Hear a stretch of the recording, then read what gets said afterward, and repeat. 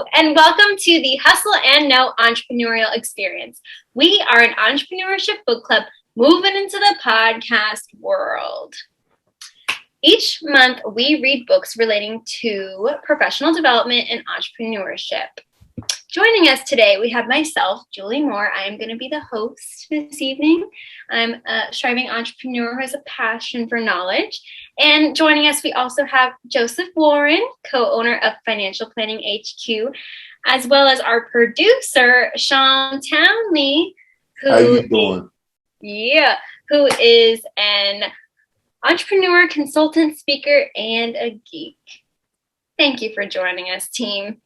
And today we are going to be discussing, we already read, the book Range, Why Generalists Triumph in a Specialized World. Ooh, thanks for the shout out, Joseph, by David Epstein.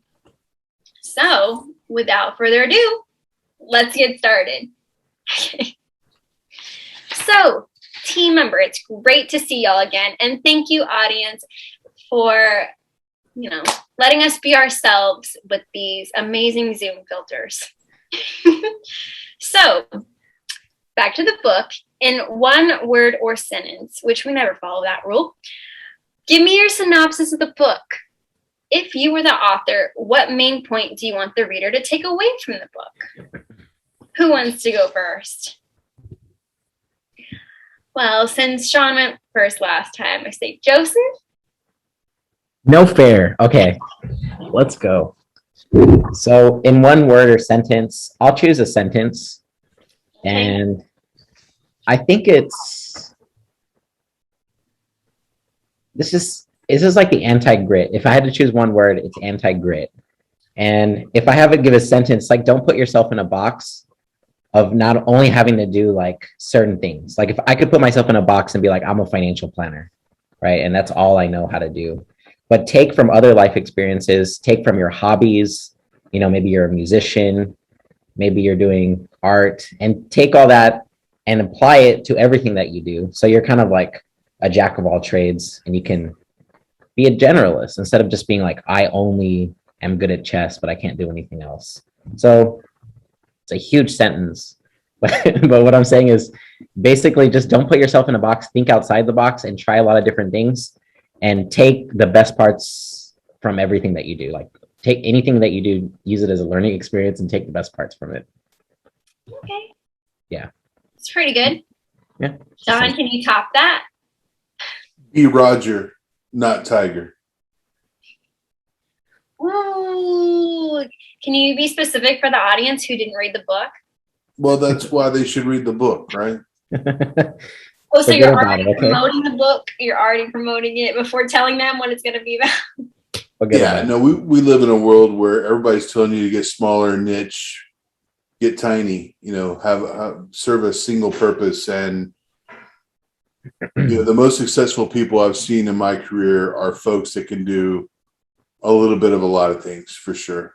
So, and I think that comes from, This book really kind of taught me that nurture may be stronger than nature, right? There are no God-given talents per se. I mean, people can be stronger, faster, but I think the ones that have not grit, to your point, Joseph, but if they explore many different ways, they can bring many different tools to solve a particular problem.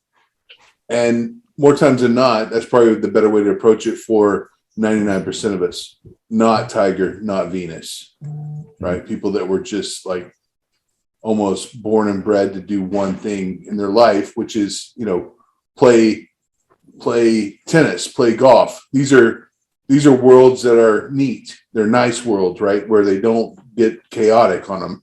Whereas life is chaotic, when you have to solve a lot of problems. Chess is another one. There's a lot of ways to do it, but there's always going to be a formula. You can recognize patterns, where life, you can't recognize patterns. So being a generalist, coming at it from a lot of different angles will help you be successful. Be Roger, not Tiger. Mm-hmm. Okay, I'm going to piggyback off that a little bit, Shawn. Just a little bit. So for y'all to understand the concept of what Shawn is saying is he's not saying necessarily don't be a specialist. He's just saying from the studies that he's taken, and that's something that I feel like the book is written very scientifically.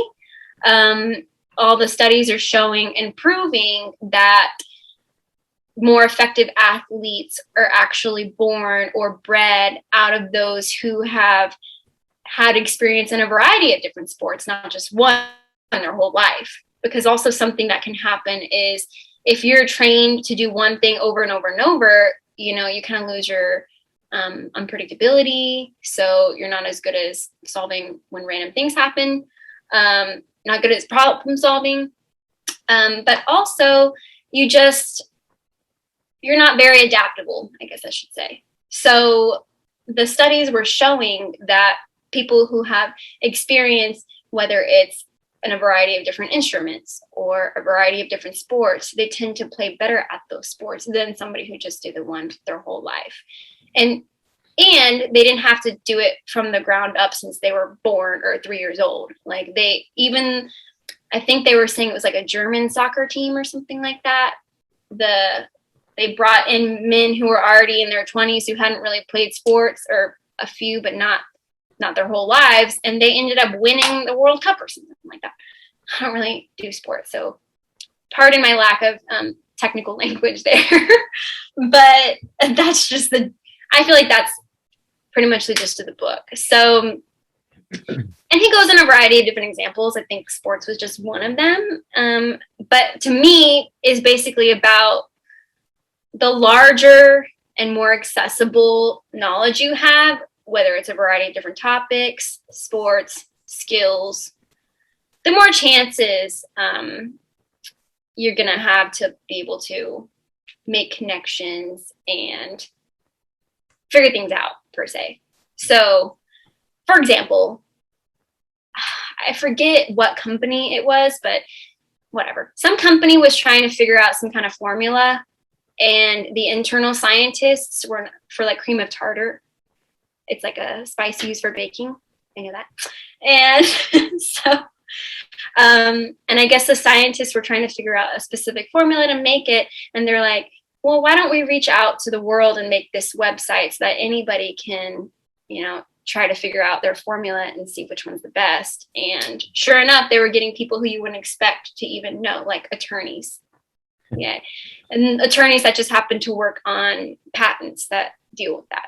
So point being is you shouldn't limit yourself to one specific field, because you can gain so much more knowledge and information by listening to other people's experiences. Point blank. You're limiting yourself by doing it only yourself versus listening to other people. Yeah. So I was very loaded.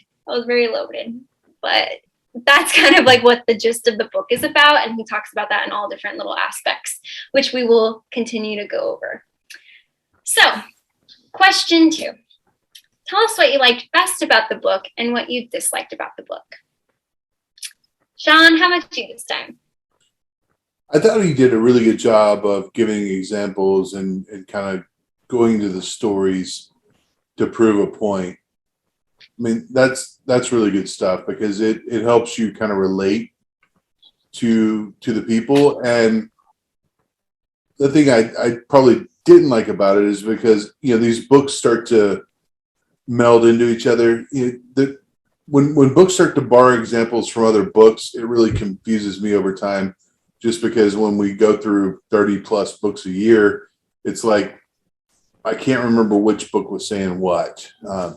So I wish there was a little bit more originality to it, and that, you know, we were taking a little bit broader stance to it. And maybe, for God's sake, and rework has spoiled me. Just make it shorter. I mean, a few examples are good. I know I'm going to upset Julie here, but I mean, a few examples are good. A lot of examples are not necessary. No, I do agree with that. That kind of sounds like what you disliked rather than what you liked. Well, no, I like that there were stories. I do the sports thing, so I can relate to the sports things. That's, you know, the Roger story, the Tiger story. I get that. I mean, I can relate to that, and I can see, because I had no idea about Roger's story. I knew about Tiger's story because it was like on everything. He started at 2, you know, and I mean, it just kept pounding. This guy is the greatest golfer ever. I would have hated to have been that kid, with all that pressure. Yeah. Whereas Roger just got to be himself. His parents are like, oh, play tennis, whatever. We don't care. Oh, and now he's a world champion. Like, boom, boom, boom. I was like, oh, I guess you could play tennis. I think it was more like he didn't even care. He was like, I'm no. just playing for fun. Because I remember when in the book, they even said that Roger Federer could have like gone up to like the next group of like next but level his friends kids, weren't like there. a higher level. Up there. Why do you care for that? His kids were his friends were in the lower levels. He's like, why would I want to level up? Like part of the fun of tennis is hanging out with my friends. Exactly. So it wasn't about like a big competition. He just did it to like have fun and learn like new ways to maneuver, how to hit balls. And it was just fun for him. So yeah, I don't know what's going to happen. But luckily for Tiger, even though he was bred since he was 3 years old, he liked the sport, because that would have never worked out if he didn't like it. So one little twist there that I didn't know is like, he said that his dad never asked him to go to the golf course, which I'm shit. That he always invited his dad to go because he wanted to play that much. I'm like, Or did he want to spend time with his dad? Could be. Oh. Should I call him and ask him? No, I'm just kidding. Yes. Right. No, don't do that. Oh, poor guy. Are there any concepts specifically, Shawn, that you like or dislike, or just the overall general of the book? Well, I mean, my career in IT is over 20 years now, and I've noticed that people that tend to be the more veteran guys, the ones that seem to be the go-to folks, are generalists. They're the ones that have skills that can go across many different areas. The specialists are kind of like shooting stars. I mean, they do well for a while, but when the technology changes, their time is done if they can't adapt. So in this field, especially because I have a technology background, I like it. I like being more of a generalist because it helps me keep the faith that, I may not be able to turn the wrenches in the field that it is, but I have a bullshit detector that I can turn on because I understand the understanding foundation of how it works. Mm-hmm. And if you're not a generalist, it's hard to do that. It's like the examples where it's like you have these so-called experts and they're like, there's no way to solve this. There's no way to solve this. But then when you throw it to the ether, like you said, there's lawyers and people that have no business, no background in it. And they're like, well, why don't you just try this? Like, what was the oil cleanup deal? Or it's like, okay. So it makes me want to crowdsource more, for sure. It makes me want to get ideas out there and quit guarding our freaking secrets like they mean something. Because if you can't produce a product, then how much of a company's secret is it? Mm-hmm. Great point. So, well, a part of that goes into company culture, right? Like yes. With the NASA example, which I had no idea about. Y'all know what I'm talking about? NASA's the worst. Okay, hot take there. But I think audience, for those of you who don't know, they talked about, I guess it was a college case study that they did, and they kind of changed it to race car driving, and basically the race car engine or whatever was exploding like 50% of the time, but they couldn't correlate it to temperature. Like it could be super hot and explode, it could be super low and explode, and it just like they couldn't correlate it. So they had to work in teams and agree or disagree if they should compete in the race or if they should not compete in the race because they lose sponsors or whatever. And apparently, like in all the years they've been doing the case studies, all of them have said continue with the race anyways because they can't find any correlation. Well, to turn that around, they flip it on you and they say, surprise, this wasn't actually a case study based off the NASA Challenger when that exploded. So I think the thing that upset me the most about that story is, and it was brilliant. I mean, it was a great way to teach a lesson. These arrogant freaking people, and I'm guilty of this myself. I'm only venting because it upset me because I recognize myself. No one ever asked for the additional data. Ever in all the It years. was there. The data was there, but no one bothered to freaking ask. It's like what I have is all that exists, and that kind of mindset, I mean, costs lives, literally. Right. So, and that was funny because when I was like, I listened to the book, but when I was listening to it and they were talking about it, like, and they were saying, well, what would you go for? Would you say yes to move forward with the race or no? I was saying no. I was like, in my head, I was thinking, no, why would you do anything if you don't know why something's exploding? Like, what if there's any potential risk at all? Like, why would you move forward something if there's so much unknown? So that's what my logic was. And turns out, though, the point being of that story was that NASA was in such a culture where they were very analytical, but it actually ended up they were being too analytical. And the people who disagreed didn't have any data to back themselves up for the disagreement. So without any data, they were like, they didn't feel like it was comfortable enough for them to even object.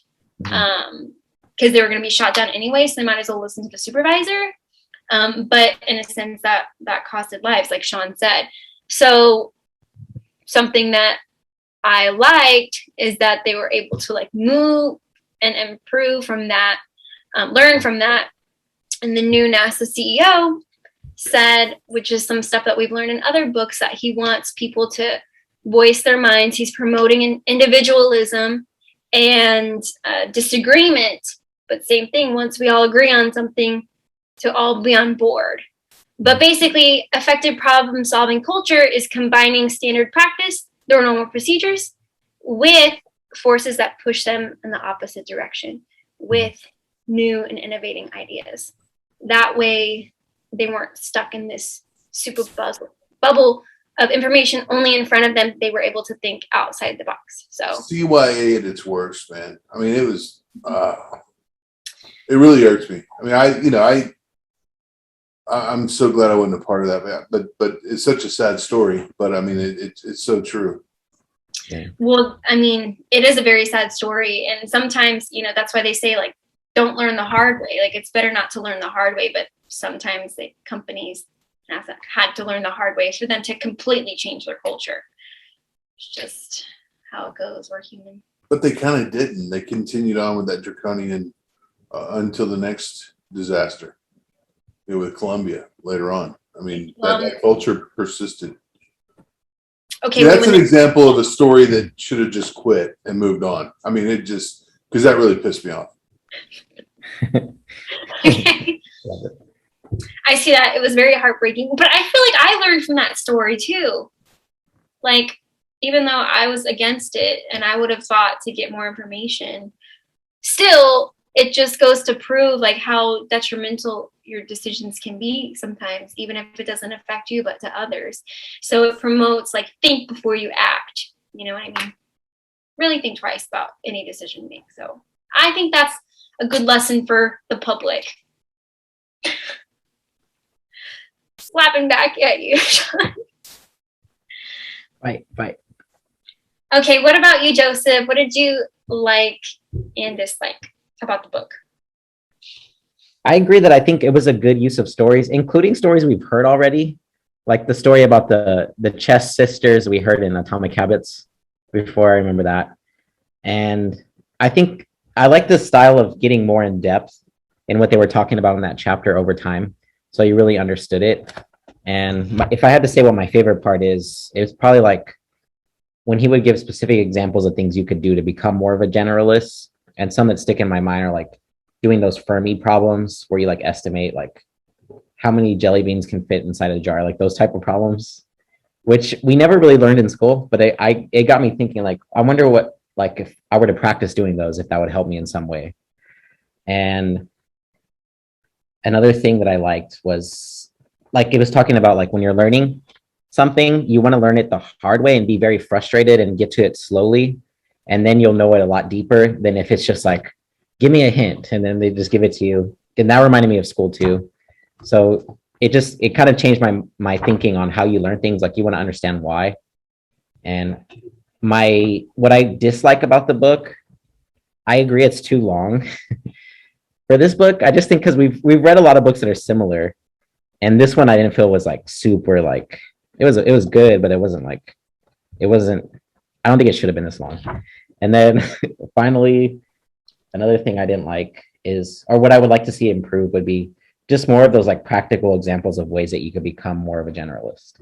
So if it was more of that and less like in depth, like, see, I have many examples of this, because you can find examples for anything. I think we're noticing, like, you could take the same story and tell, like, oh, this is why you should have grit, and then you could turn around and be like, oh, this is why you should think outside the box and do different things. So in my mind, more practical like ways of using it and less examples would have been better. Exactly. I'm going to piggyback off of that, Joseph. And Shawn earlier, which I forgot to piggyback off of. Because same thing with, I didn't say my dislikes, but same thing, I did think it was very lengthy. I think it was also very technical in some of the aspects and some of the experiments. But I guess that also depends on the audience he was trying to go for, or he was just trying to write a book.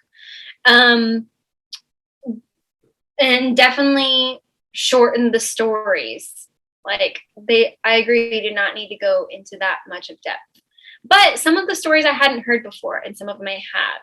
So, maybe he could have done a little more research on the stories that already exist. But, I mean, we're asking a lot, right? This guy's just trying to write a book. But something that I wanted to piggyback off of Shawn earlier, and same thing right now when you bring up the grit thing, is because they say, because you're like, oh, now you shouldn't be gritty. And it's like, oh, hold up. Because actually, they say you shouldn't ask whether someone is gritty, but when they are. If you put them in a context that suits them, they'll more likely work hard and it will look like grit from the outside. And then they say, like, which I like this too, personality changes with time, experience, and different contexts. We are ill-equipped to make ironclad long-term goals when our paths consist of little time, few experiences, and a narrow range of contexts. So this also goes, like, for all the young people out there who are still figuring out life, like, they might not have any, like, passions or whatever, and you might think, oh, they're just lazy, they don't have any grit, but in reality, they just haven't found anything that would make them be gritty, per se. Yeah. And I don't think he's saying necessarily grit is a bad thing. I don't think he's saying that at all. You can be gritty about a bunch of different things. If we try a bunch of little things and have a lot of little different passions. So I don't think it's a bad thing, guys. I don't think that's what he was trying to say, personally. I'm offended. No, wow. Okay. I'm just kidding. Wow. But Julie got triggered somehow. I don't know what happened. I'm kidding. Something that I didn't really, it's not like that I disliked the concept, but I thought it was interesting. And maybe I dislike the fact that it's even a thing. How about that? Is when they talk about how firefighters literally drop their tools to make it out of fires alive, even though they're conditioned to keep the tools, like, with them at all times. It feels unnatural. So basically, he was saying that a lot of firefighters, they have that mentality, macho, I'm going to go save lives. And they have all their bag of tools with them to save lives and put out the fires. But when things get to a certain point and there's, like, no return, like, you need to drop your tools and get the heck out of there. And I don't remember exactly what percentage he said, but maybe it was something crazy, like maybe 80-90%. Don't quote me on that. But so that many percent of them would have lived if they had just dropped their tools and got out of the house.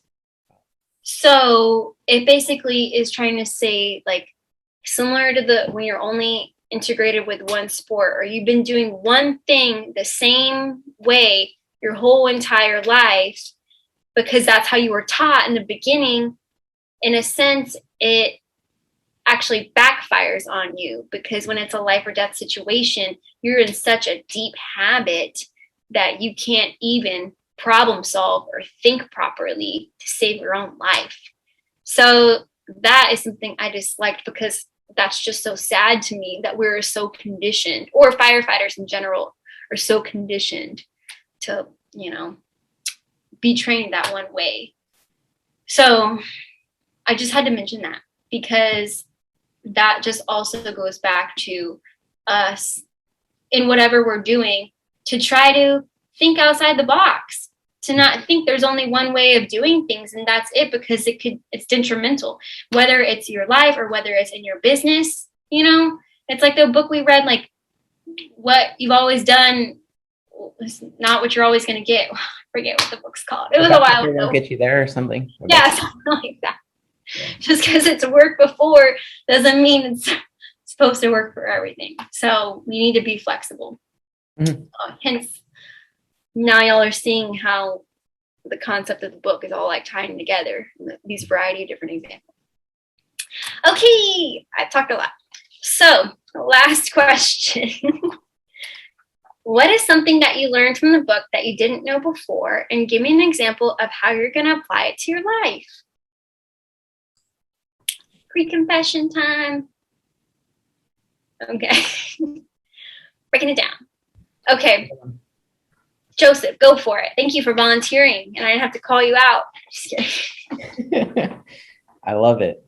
First of all, I do think this is an important book, especially nowadays that times are changing so quickly. It's important to be able to adapt and change. And if you keep doing things the same way and you get this false sense of confidence, some new technology will come along and it'll just completely like knock you off your throne, in my opinion. That's my belief. So it's a good book, and I agree with the premise. What I did not know about, what I'd learned, there was a lot of things that I learned from this book, but I think the main thing that really stuck in my mind was like this idea between classical musicians and jazz musicians, and how like classical musicians are very classically trained, like, oh, I can read the note and I can press the button for the note. And jazz musicians, a lot of them are like, they're faking that they know how to play music, which reminded me of middle school band. And they're just out there like having fun.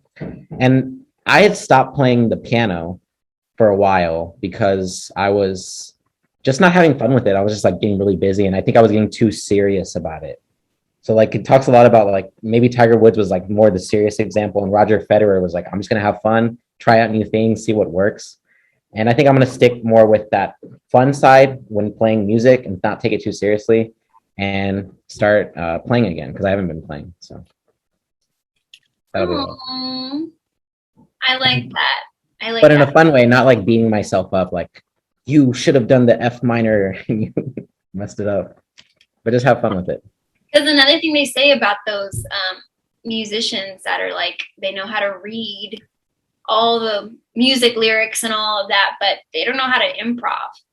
So it's like, are you really a versatile artist per se if you can't even improv and perform properly without a script? You know what I mean? I agree. Yeah, you need both. It's like saying anybody can just read a book and like recite it, like, you know what I mean? Like a prose. I'm thinking like my old middle school drama class, right? Yeah, it's like the difference between like reading a book and then like writing a book type of thing. It's like another level.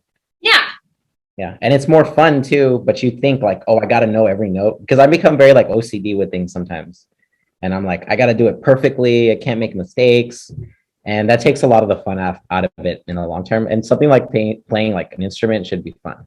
It shouldn't be like, I can't believe I messed up that note. It should just be like, oh, let's do something fun with this, Exactly. Life is meant to be fun. Yeah. You gotta enjoy it. Nice. Okay, Joseph, we'll find out if you end up playing piano next time. Let's see. Give me your track record. No, just kidding. Okay, Shawn, you're up. A buddy of mine and I were at lunch today at Chester's Hamburgers. And if you ever make it to San Antonio, you should go have a burger at Chester's. I mean, everybody loves Whataburger, don't get me wrong, but Chester's is a unique San Antonio kind of thing we get going on here. But my buddy and I were talking about, what we're looking for, and we're managers in IT. And we were talking about formal education, and when people come out of the same schools, getting the same degrees, and coming into the same place, there's this homogenous thing that just doesn't work.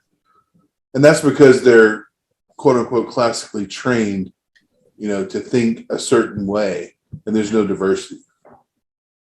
One of the things I do appreciate is people coming from different backgrounds, whether culturally or ethnically, or the thing that's really beautiful about making sure that you have a diverse workforce is the fact that everybody's going to bring something different. So even if they come from the same school, it doesn't work. But somehow when you bring people from different backgrounds and different stories, you build better systems in IT.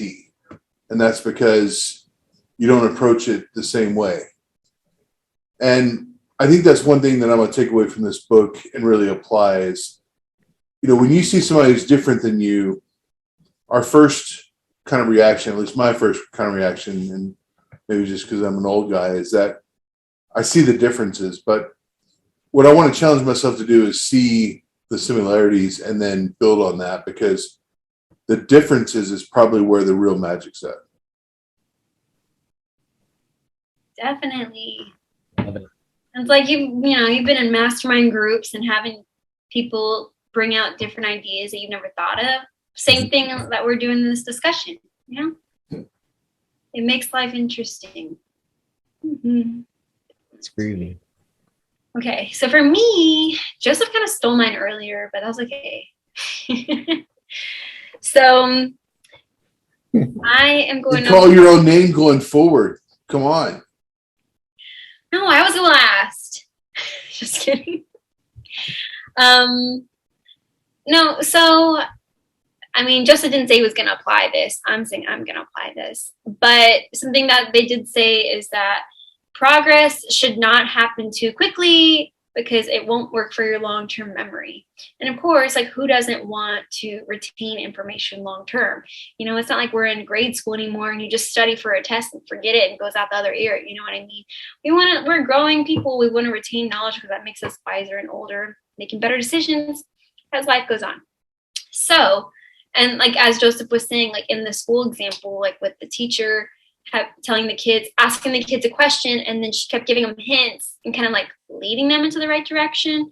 But in the long run, the kids just didn't retain any of that because she practically was giving them the answer. They didn't have to think of it on their own. They were just guessing. So that's not effective for a long-term memory. So they're saying that doing poorly now is essential for better performance later. So I'm going to try to take the long route when I'm learning stuff and not just let me Google it. I'm going to try to really problem solve and think of a solution myself without knowing there's Google in the background that can just give me all my answers. I can't even tell you how many times somebody has told me instructions on how a certain sports games work or how the game is played, and I'm you have to tell me a million times, I still will not remember because it just whatever, I'll learn it again eventually. So that's what I'm gonna apply. It's retaining knowledge long term. Love it. Yay, we're all smarter. Okay, any last thoughts that we would like the audience to know? One last, piggybacking off what Julie said, it reminded me of, it was a really good professor. He actually went to MIT, but he used to get on a lot of the students' nerves because when they would ask him a question, he would try to get them, he would push it back on them. So they would say why does salt dissolve in water? And he'd be like, well, why do you think it dissolves in water? And people would get so annoyed by it. But it was actually him teaching the right way, trying to get people to think it through, why does it do it? But I remember back then everyone would be like, I don't know. That's why I'm asking you. Why does it happen? Right. I thought that was cool. It reminded me exactly of him because I think he was doing things right, but at the time we were short-term thinking. We're well, let us know because we wanted to know why. We were we want that instant gratification of just I want to know it right away. Yeah, and I think he became like the most hated teacher or whatever, or at least at the beginning. Yeah. One last thought I want to say is, and this is also from the author, he wants us to remember that we can only compare ourselves to ourselves from yesterday. So, sorry, I leave bugs. So everyone progresses at a different rate. So don't let anyone make you feel behind. Remember, there's nothing inherently wrong with specialization. We all do it at one point or another. And everything, it's an experiment. All life is an experiment. Trial and error. Try things you like. Try businesses. Try food. Try everything. Just try it. Baguettes. Escargot. Right. So get out there, world, and start trying stuff and start living. That's the only way to live. Well, thank you, everyone, for joining us to our discussion today. You can read more about the author and the book in the comments or description. Please give us a thumbs up if you like this video. Write us a comment and email. Let us know if you have any questions, any books you'd like us to read. And don't forget that hustle beats talent when talent doesn't hustle. Okay. We will see you next time. Bye.